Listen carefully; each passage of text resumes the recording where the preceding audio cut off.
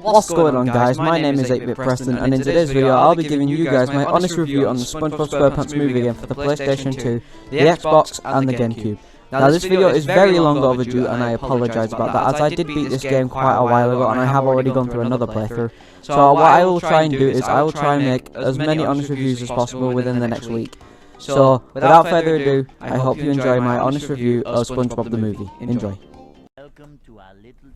So the Spongebob movie, the game, follows the premise of the movie very well actually, as essentially the game just uses the movie as its frame, as most movie games would do. So if you would, obviously put one on one together, this game actually came out before the movie, which if you was special enough to own a console at the time, you were actually able to watch, slightly see the movie before it came out, which is actually really cool, because I find that games that do this, like some games they completely spoil the movie, but this game it sticks to it whilst adding its own little twist to some parts, which I find really cool about this game. And also Clancy Brown is Mr. Krabs, so that's an instant plus.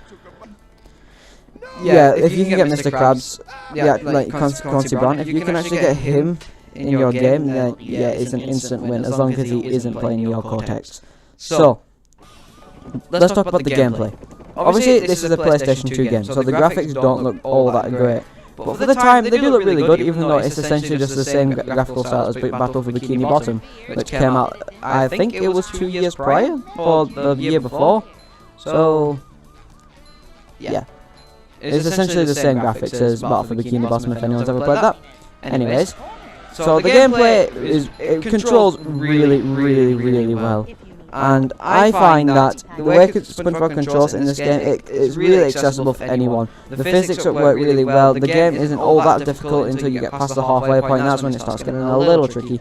But then, obviously, things go. That's the whole point of games. You start easier to get yourself into it, and then later on down the line, you will get used to it, and the levels start getting harder. Harder, sorry. So you can tell that this game obviously sets a real prime example. As you can see, the level that's on screen now is the very first level in the game. It's essentially a tutorial level that gets you used to everything, and there goes my notification. So this is basically just a tutorial level, and it works really well, because the level's not hard, it's not easy either, but it's an all-around good level, and also it introduces you to the manly macho system, which is kind of a nice touch to the game. So we've got that point down. So now once we've finishing what I have to say, we're going to move on to the next section, which is music. So what do I say now? I just want to give an overall recap of what I've said so far. So the game is on the PlayStation 2, the Xbox 360, not the 360, sorry, the regular Xbox and the GameCube. The game controls like a charm. The game looks really good for its time, and it still looks kind of decent today, I guess. It depends what console you play it on, because the GameCube version does look very dry compared to the other versions.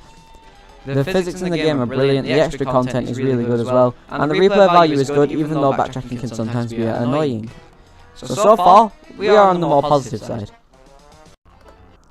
So Spongebob the movie is set up into 3 different gameplay styles. You have yourselves the sledding sections, you have the cart sections, and you have the platforming sections.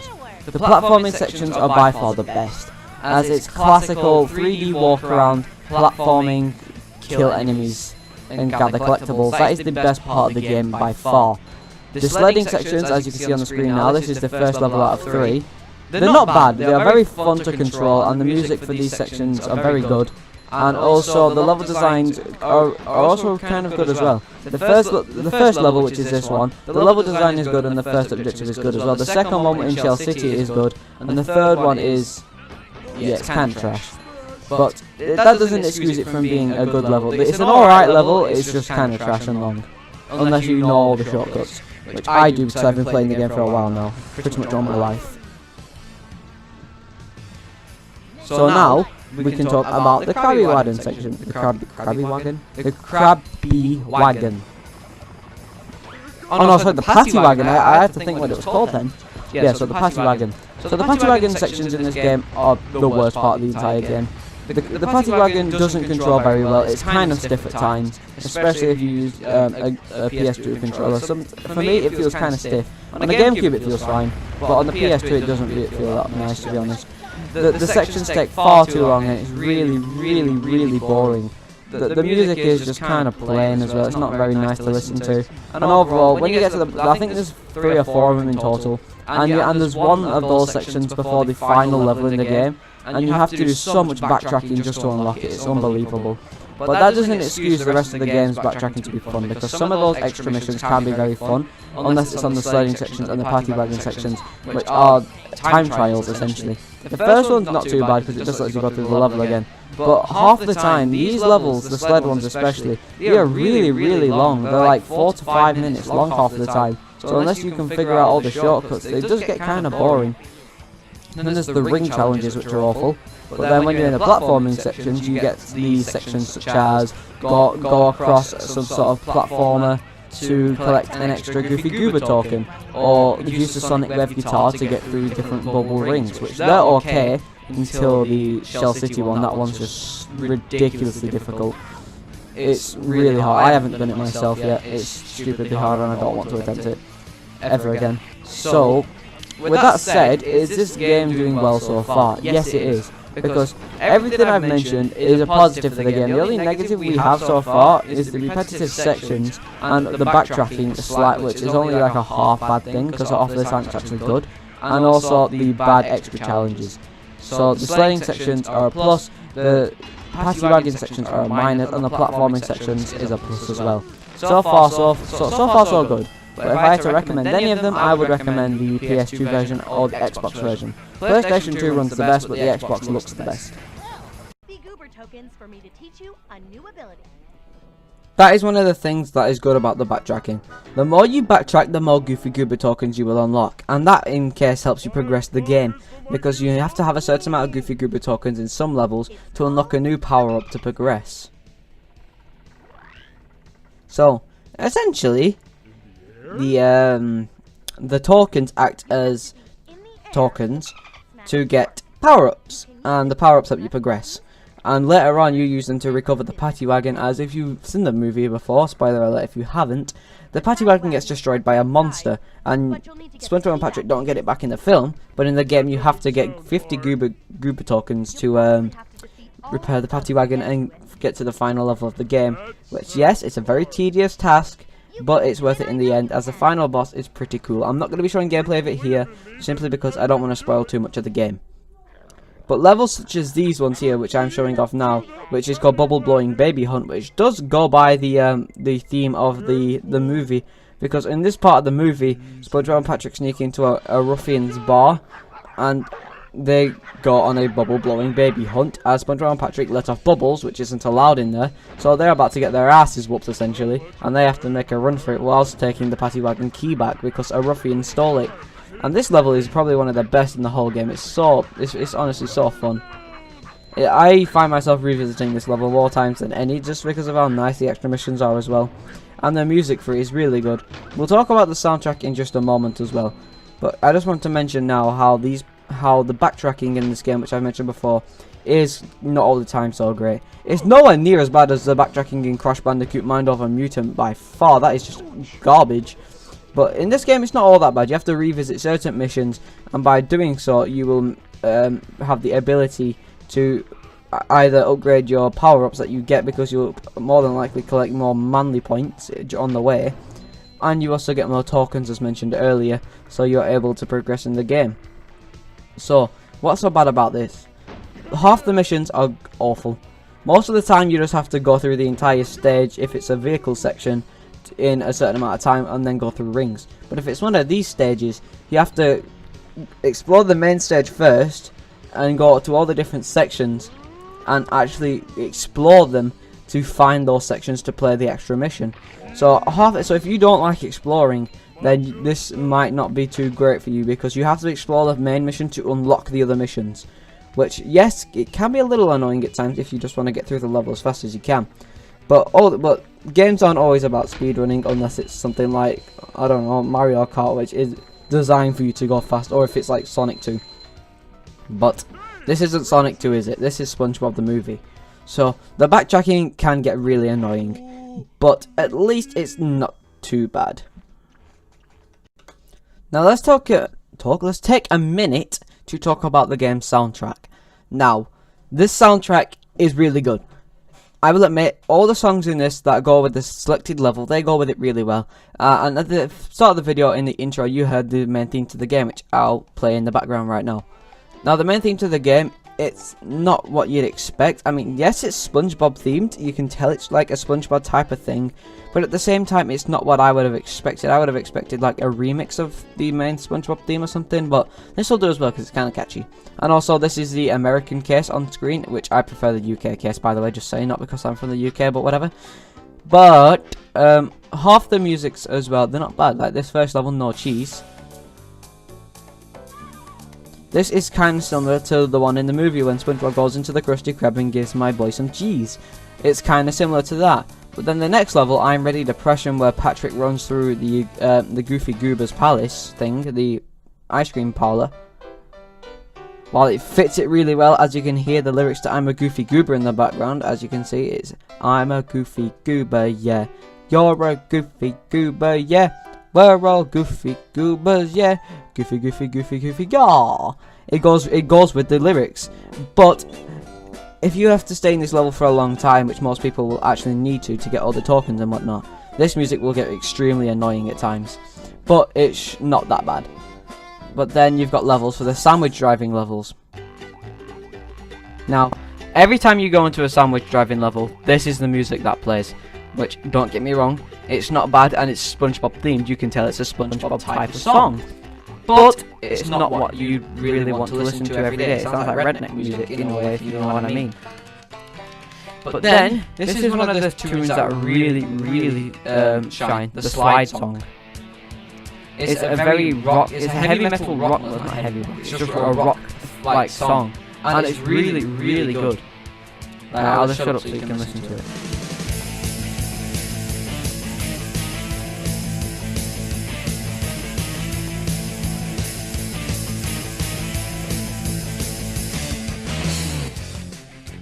Elements like this from the soundtrack is where the game really shines.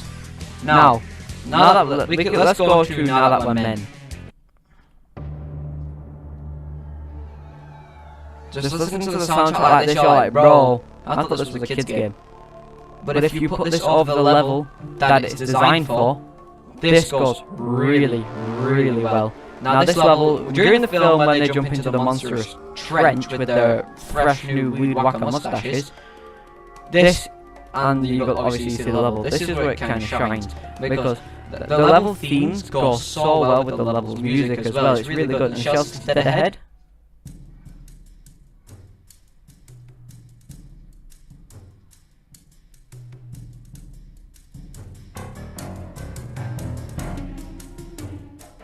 The level you are going through a massive underwater trash yard. Kind of sounds, it's a dangerous trash yard, and it kind of sounds like it.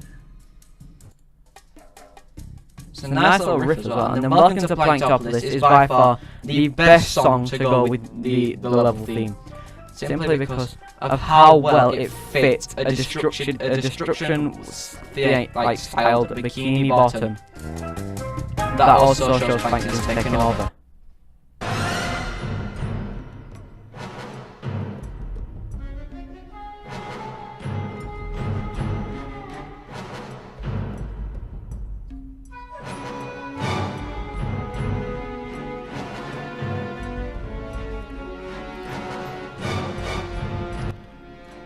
Just listen to how ominous it sounds. It goes super well, because as you can see now in the background of the case, you have a giant Plankton statue with fire, and that is what Plankton did to Bikini Bottom while SpongeBob and Patrick went to go grab Neptune's crown. He took over and turned it into an absolute wasteland, similar to what Scar did in The Lion King, where the Pride rocked us from a paradise to an absolute wasteland. Because Planktopolis turns because Bikini Bottom turns from a bright and lovely city full of amazing citizens into a slave-filled wasteland, and this just fits the level so well. It really does accompany it. But then you go to the final boss music. it sounds like final boss music indeed, because you have to fight Neptune while he tries to shoot you, but then halfway through the song, oh no, it doesn't switch in this. Halfway through it plays the Goofy Goober song, which does go with it. It does really go with it. What's this? Organ. I think that's just from a cutscene. But as you can see, the soundtrack does really accompany the game extremely well. So the soundtrack is a plus as well. Now let's talk about the game overall and if the game is worth the play and the buy. So, is SpongeBob the movie a good game? Yes, it is. Now, many people say that its counterpart, Battle for Bikini Bottom, is better, but I'm not too sure as I haven't finished the game before, so I'll have to play it and find that out for myself and then compare the two in another video when I make another game battle, which I'll probably do the next one very soon as it's very long overdue.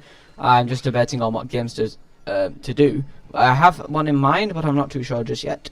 But this game, if I had to rate it out of 10, like some IGN bullshit, I would give this game a solid 7.5 out of 10. Because not only is the game really, really good, especially if you're a child and you're getting a gift for Christmas, this is brilliant. Honest to God, the SpongeBob movie is a really good time all around. The only times I can think the game isn't good is when you have to go through the fucking god-awful party wagon stages. They're the only times the game goes dull. The soundtrack isn't dull at any point at all. The level design isn't dull at any time either. The level design is actually fantastic with a perfect mix of difficulty. Unless we're talking about Planktopolis, which, yes, it's the final level, it's designed to be hard. But I think Planktopolis is a little bit too difficult for most newcomers. Because even I've finished this level before in the past, but I never found it very, extremely difficult to the point where it's Dark Souls levels. I just found I just found the level hard, and I still find it hard today. It's a very difficult level, especially towards the end, because half of the enemies take more than one hit to kill, and these enemies with the missiles, they just take the piss because you need to get your upgrades, which means more backtracking. So the backtracking in the game does bring it down a little bit, and so does the party wagon stages, arguably. But all around, the game isn't bad. The soundtrack's really good, the visuals are good. And on an emulator, it runs really smooth as well because there isn't all that much going on at the screen at once. So the game, from as far as I can see, online on the PlayStation 2, it averages around £4, which I'm going off UK money because I'm in the UK. PS2 version averages £4, but on the GameCube it averages for around 14, and on the Xbox it's around 10. So the best version of the game is by far the Xbox version, because the graphics are so much better. It doesn't run as smoothly as the PS2 version does, but the PS2 version does have a few minor bugs, and the GameCube version is just the worst by far because the graphics are washed out and it does have quite a few bugs. So if you're going to buy any of them, I would recommend the Xbox version, but I know not everyone has an original Xbox. So the most common version to get is by far the PlayStation 2 version, because it's the second best version, and more people have a PS2 than they do a GameCube. So, would I recommend picking up this game if you've never played it before, or even if you have played it before? Yes. If you've never played this game and you have a Dolphin emulator, which is a GameCube emulator, yes. Just take it. Take it and just download it and play it.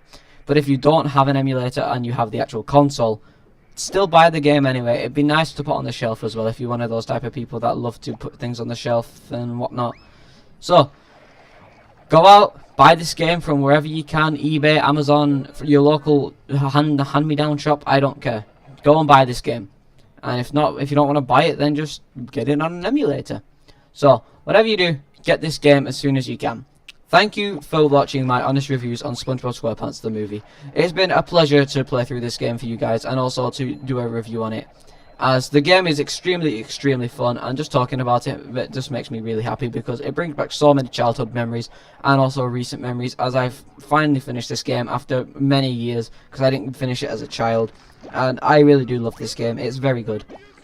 Compared to most other games that came out at the time, it's not so great compared to other games in my opinion, but it's still a good time. Thank you for watching this video. Leave a like if you enjoyed, subscribe if you're new, and let me know if you played this game before and if you enjoyed it. So, I will see you guys in the next video of mine, whenever that may be. Take care, and peace out.